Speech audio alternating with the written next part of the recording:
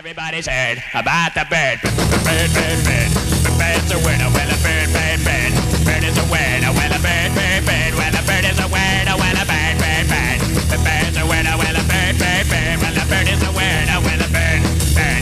The bird's a winner. Well, don't you know about the bird? Well, everybody knows that the bird is a winner. Hi, I'm Will Lowen. I'm proud to be one of the bloggers within the MennoNerds collective, and I'm also happy to be part of the current vlog conversation that we're having. We seem to be talking a lot about books right now, so I thought I would point out this is my book. I'm the author of A Pie Plate Pilgrimage, which is a narrative spirituality novel, and I'm also one of the writers for the Living Alternative collection. During the conversation, we've been talking about the books that we read, but also there's been some attention paid to books that are and perhaps should not be read to children before bedtime.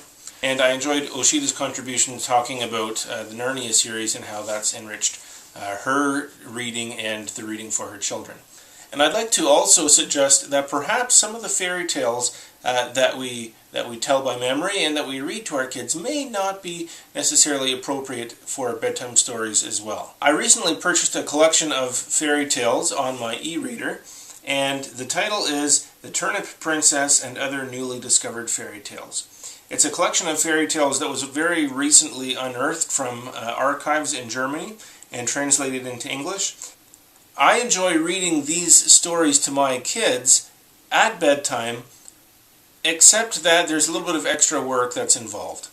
Very often the fairy tales that we read to our kids, even before bed, normalize death and disease. They're very often violent and very often sexual, and very often all of those three things at the same time, which makes it challenging for parents. And so when I read stories to my kids, I find that I'm reading and on the spot filtering out details that I don't want my kids to read. Not because the subject matter is inherently unpleasant or unfitting, but because at their age they simply don't have the tools to approach those subjects and to deal with them maturely.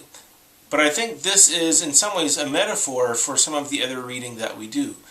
I enjoy the opportunity to read to my kids, and I enjoy the work that goes into making that story fun and interesting and also appropriate. But it also invites a conversation with the kids about the content of the story and the presentation of the story and the moral of the story. One of the things that I love about The Turnip Princess is that it's a mixture of styles of fairy tale, whereas the Grimm fairy tales are very often the similar storyline, that a weak princess or a weak woman is rescued by a prince or soldier.